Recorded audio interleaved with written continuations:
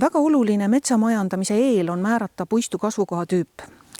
Jällegi võiks alustada siis metsaportaalist ja võtta lahti metsaportaalis mullakaart, mis näitab meile siis, millise mullaga on tegemist. Enne kui metsa minna, oleme me saanud esimesed andmed. Mulla kohta on info käes. Mida selle infoga edasi teha? Meil on olemas siis Eestis levivate mullaliikide kohta mullaliikide ja nende koodide tabel ning on teadlaste poolt ka täpselt paika pandud, millistele mullaliikidele vastavad enamasti millised kasvukohatüübid. Kui me võtsime näiteks praegu mullakaartilt selle puistu lahti, siis siit on näha, et siin on tegemist keskmiselt leetunud leede mullaga, mida tähistatakse siis suure L-iga ja Rooma 2-ga. Ja kui nüüd võtta mullakaartilt, kaardi kõrvale siis nii-öelda mullaliikide tabel, siis on siit näha, keskmiselt leetunud leede mullale vastab siis kas pohla või sambliku kasvukoha tüüp. Kuidas siis aru saada, kas tegemist on pohla või sambliku kasvukohatüübiga? Nendel kahel kasvukohatüübil on erinevad boniteedid. Sambliku kasvukohatüüp on tavaliselt 4-5A boniteedi klassis, mis tähendab, et puud on madalad ja peenikesed. Ja pohla kasvukohatüüp on tavaliselt palju parema boniteediga, kas siis 2. või 3. Boniteedi määramiseks on vajalik puidu juurdekasvupuur, millega saame siis puurides puu südamikku lugeda ära aastarõngad ja kõrgusmõõtja, siin on siis Haaglöfi kõrgusmõõtja, millega me saame siis kätte puude kõrgused ja nüüd boniteerimistabelit vaadates saame siis öelda, millise boniteedi klassiga on tegu. Boniteedi klassid on meil olemas metsakorraldamise juhendis lisas ja boniteeti selles puistus kõrgust ja vanust vaadates saame, et selle puistu boniteet on 2. Seega mullaliigi järgi oli võimalik siia määrata siis pohla või sambliku, aga boniteedi järgi on sambliku välistatud ja pohla tundub sobima. Järgmine etapp kasvukohatüübi määramisel on siis puistu kirjelduse koostamine. Selleks olen ka välja töötanud töölehe ja sellel töölehel hakkame siis järjest liikudes kirjutama üles kõike seda, mida me siin siis näeme. Kõigepealt puistu asukoht, siia tuleks siis kirja panna kvartali number, eraldise number. Kuna me oleme riigimetsas, siis on ka kvartalitel numbrid olemas. Erametsades on tavaliselt siis kinnistul nimi. Järgmisena hakkame kirjeldama reljeefi ja reljeefi koha pealt me saame siis mõne hetke pärast vaadata, et me oleme praegu künkalae peal. Ümberringi on siin madalamaid kohti, lainetavat reljeefi ja pohla kasvukohatüübile näiteks sobibki väga hästi kõrgem reljeefi osa, näiteks künkalagi. Siis hakkame vaatama puistut. Esimesse rindesse kuuluvad siis need puuliigid, kelle võrad ulatuvad kõige kõrgemale. Praegu selles puistus on siis näha, et nendeks on männid ja rohkem esimesse rindesse liike ei ulatugi. Teises rindesse kuuluvad siis need puuliigid, kelle võrad ulatuvad esimese rinde keskmisest kõrgusest 25–75%. Ja neid puid peab teises rindes olema siis ka täiusega 15%, mis tähendab, et kui ma enda ümber vaatan, siis ma võiksin enda ümbert sobivas kõrguses näiteks 6 loendada vähemalt 5–6. Ja tõepoolest seda saab siin teha, seega teise rindesse võime siin määrata 6. Järelkasvu kuuluvad siis puuliigid, mis võiksid kasvada kas esimesse või teise rindesse ja mida me kasvatame siis metsamajandamise eesmärgil. Antud puistus võiks järelkasvu kuuluda kuusk. Mänd ei tule sellepärast arvesse, et mänd vajab palju valgust ja siin on suhteliselt tihe puistu ning mänd lihtsalt ei suudaks siin valguse puuduse tõttu normaalset järelkasvu moodustuda. Alusmetsa puuliikideks ja põõsaliikideks lähevad siis sellised näiteks kuused, millel on aastane juurdekasv hästi lühike ja on näha, et ta hakkab vaikselt hääbuma. Samuti võiks alusmetsas olla näiteks põõsaid nagu sarapuu või paakspuu või kuslapuu või magesõstar või toomingas. Siin selles puistus selliseid põõsaid näha ei ole. Peale alusmetsa kirjeldamist hakkame me rääkima puhmarindest. Selles puistus on domineerimas mustikas ja on näha ka pohla. Need mõlemad liigid lähevad puhmarindesse. Seejärel tuleb kirjeldada rohurinnet. Rohurinde liikide hulk seda tüüpi metsas, palumetsas on reeglina väga väike, kuid mõned liigid siin siiski leiduvad. Selles metsas on nüüd hästi tüse ja lausalise kattega samblarinne. Samblaid vaatame ka eraldi, neid liike võib siin olla 4, 5 või 6. Ja kui mõelda, millised liigid siin siis oleksid pohla kasvukohatüübile indikaatoriteks, siis nendeks sobivadki väga hästi pohl, mustikas, võnkvars, paluhärghein ja sammaldest siis laanik ja palusammal. Kõikide nende rinnete liikide boniteedi ja kasvukoha reljeefi järgi vaadates saab öelda, et pohla kasvukoha tüüp sobiks tõesti siia kõige paremini. Pohla kasvukoha tüüp kuulub arumetsade klassi, palumetsade tüübirühma, pohla kasvukoha tüüpi ja kui metsatüüpi määrata, siis peab vaatama, milline puuliik domineerib esimeses rindes ja annab kõige suurema tüvemahu. Selleks on siin mänd. Seegla metsatüübi nimeks kujuneb pohlamännik. Täna oleme luualähedases viljaka mullaga metsas ja proovime siin määrata ära kasvukohatüübi, metsatüübi,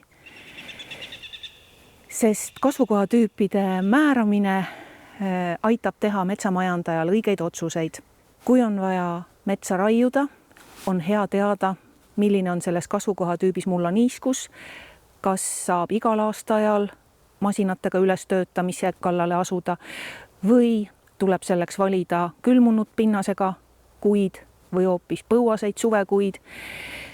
Teiseks on hea peale majandamist mõelda, millise puuliigiga seda eraldist nüüd uuendama hakata. Ka seal on väga hea teada kasvukohatüüpi, sest ka seadusandluses on välja toodud, millised puuliigid, millisesse kasvukohatüüpi metsa uuendamiseks üldse sobivad. Kasvukohatüüpide klassifikatsiooni töötas välja Erich Lõhmus juba 40-50 aastat tagasi ja kogu metsamajandamine lähtub praegu siis Erich Lõhmuse klassifikatsioonist. Tema väga suureks panuseks on ordinatsiooniskeem. See on siis selline skeem, kus on kõik kasvukohatüübid kenasti peale märgitud ja nad on sellises korrastatud süsteemis, mis tähendab, et lähedasemate keskkonnatingimustega kasvukohatüübid on kõrvuti ja erinevate keskkonnatingimustega kasvukohatüübid on üksteisest kaugel. Ordinatsiooniskeemil on kuivad kasvukohatüübid ülemises osas ja märjad kasvukohatüübid alumises osas. Tugevasti happelised kasvukohatüübid ordinatsiooniskeemi vasakus osas ja neutraalsed või aluselised kasvukohatüübid ordinatsiooniskeemi paremas osas. Reeglina on viljakate kasvukohatüüpide asukoht ordinatsioonil just paremas osas või keskel ja vähem viljakad, kas tugevasti happelised, kuivad või liigniisked, siis allpool ordinatsiooniskeemi osas just vasakus osas. Täna siis võtame aluseks mullaliigi ja alustame siis metsaportaalist.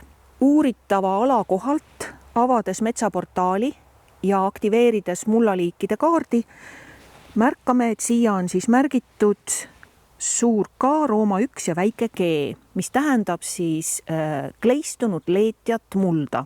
Siia all on veel kirjutatud numbrid 20–30, mis tähistab huumushorisondi tüsedust. Huumushorisont on tavaliselt kas musta, tumehalli või tumepruuni värvi ja selles horisondis on siis lämmastikku ja kõiki teisi metsakasvuks vajalikke toitaineid. Seega, mida tüsedum on huumushorisont, seda viljakam on muld.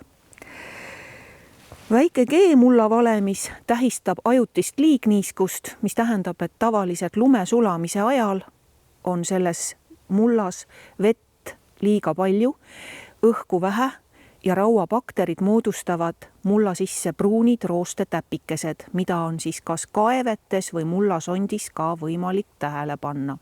Selleks, et kontrollida mullaliiki, mida näitab meile Metsaportaal või ka Maa- ja Ruumiameti geoportaalis olev mullastikukaart, on heaks töövahendiks siis mullasond ehk mullapuur.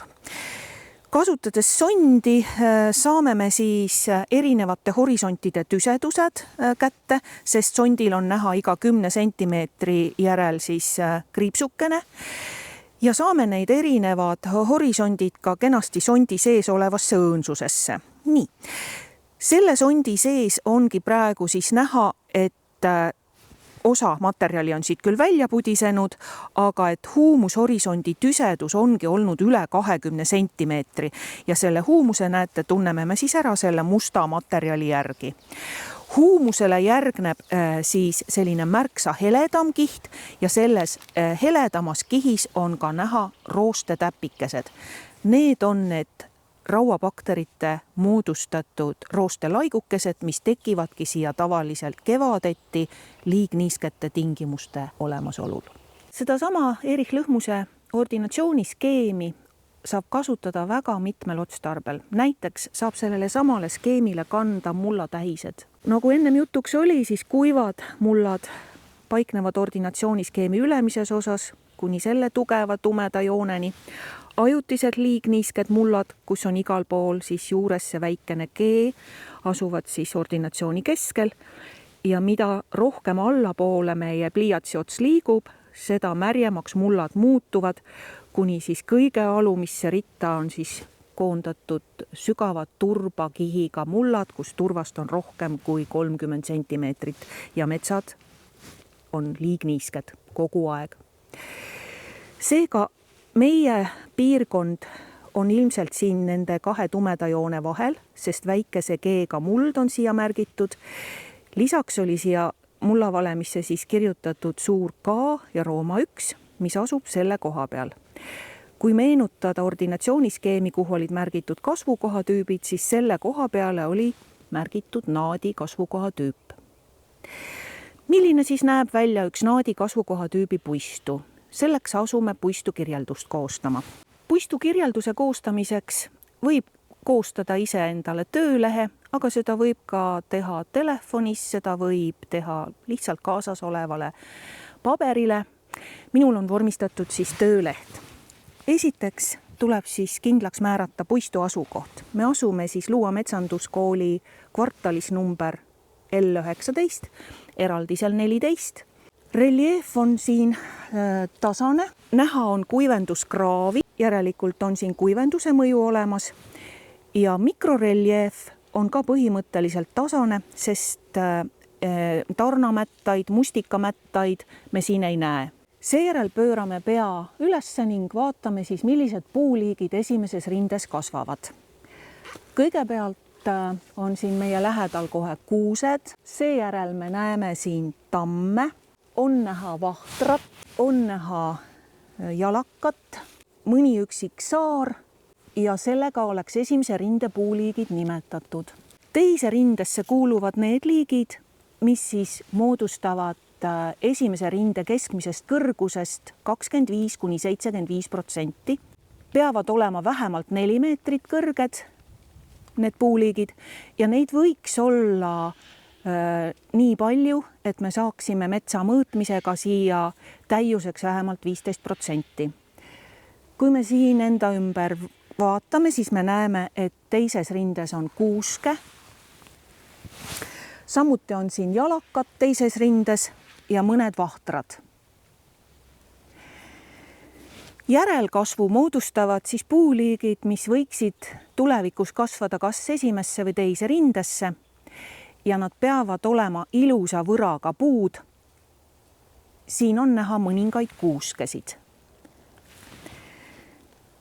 Alusmetsa liikideks määrame me siis sellised alusmetsa puud, mille võra on kole jutumärkides, ehk et metsamehed kasutavad väljendit vihmavarjukujuline, aasta juurdekasv on lühike, puud, põõsad on mitu korda kitsede või põtrade poolt ära näritud, tagasi hammustatud, hakkavad justkui põõsast moodustama. Vaat neid me nimetame siis alusmetsaliikideks, lisaks ka põõsarindeliike nagu sarapuu või kuslapuu või toomingas või magesõstar. Siin metsas näemegi siis sarapuud, toomingat,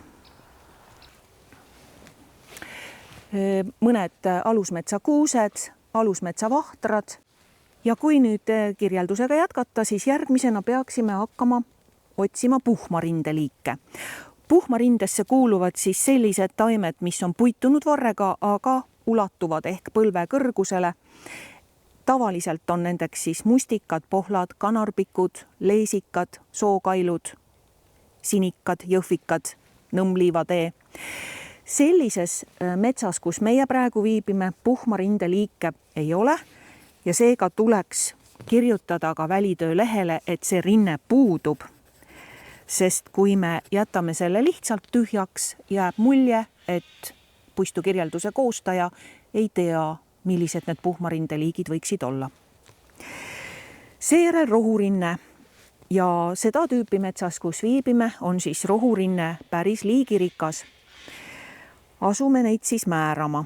Salumetsa indikaatorliikidest on praegu meil näha metspipart. Tegemist on siis nahkjate, neerjate lehtedega madala taimekesega, mis vajab viljakat mulda. Väga tugevaks salumetsa indikaatorliigiks on püsik seljarohi. Sellel taimel ei ole küll efektseid õisi või vilju, aga kui me ta ära tunneme, siis alati on kindel, et tegemist on ühe viljaka mullaga kooslusega. Hea indikaator on ka metstarn siinsamas kõrval, mis samuti armastab salumetsas olevat mulda, kus palju huumust ja viljakust. Mullaliiki määrasime me siin ja saime, et tegemist on siis kleistunud leetja mullaga ja sellele mullale sobib kõige paremini naadi kasvukoha tüüp. Ennem oli jutuks, et ordinatsiooniskeemile saab kanda ka paljusid erinevaid näitajaid. Sellel paberil on näha, et ordinatsiooniskeemile on märgitud organogeense horisondi tüsedused, huumushorisondi tüsedused ja leethorisondi tüsedused. Organogeenseks horisondiks on kõdu ja turvas. Meie uuritavas puistus on kõdu horisont, mis võiks olla maksimaalselt 1 sentimeeter ja on näha, et sellistes kasvukohatüüpides nagu kastikuloo, sinilille ja naadi on siis kõdu horisont kuni sentimeeter. Uuritud puistu huumushorisont oli meil 20-30 sentimeetri vahel.